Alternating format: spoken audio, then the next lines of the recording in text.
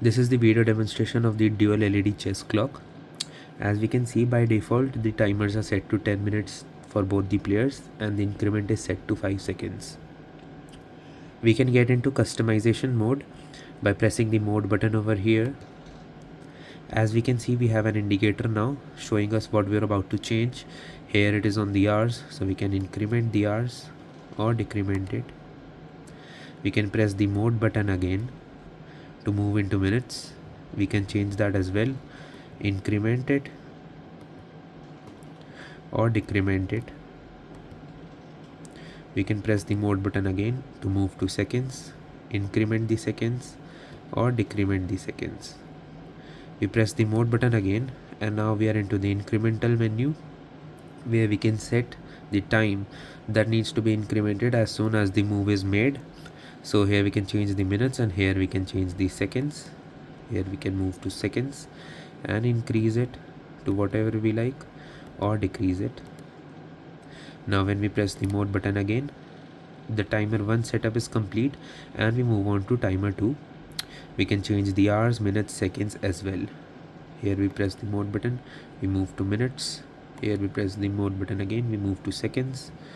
Here we press the mode button again, we move to the increment menu for player 2. Now this chess clock allows for different incremental values for both the players.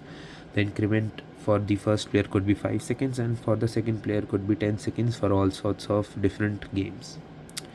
We press the mode button again, the timer moves to seconds, and now the setup is complete. This is the final stage for the customization of the time. So player 1 has 12 minutes on the clock and player 2 has 10 minutes on the clock with increments of 5 and 5 respectively. So now according to chess rules, the time for the white pieces is started by the black piece player.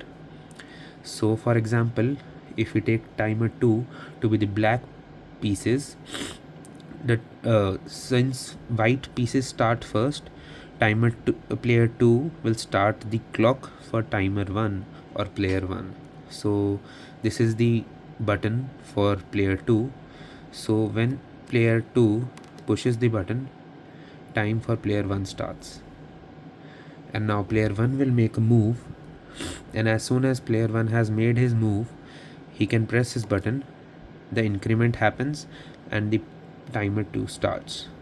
This is how the game proceeds, and the timer stops once it reaches 0.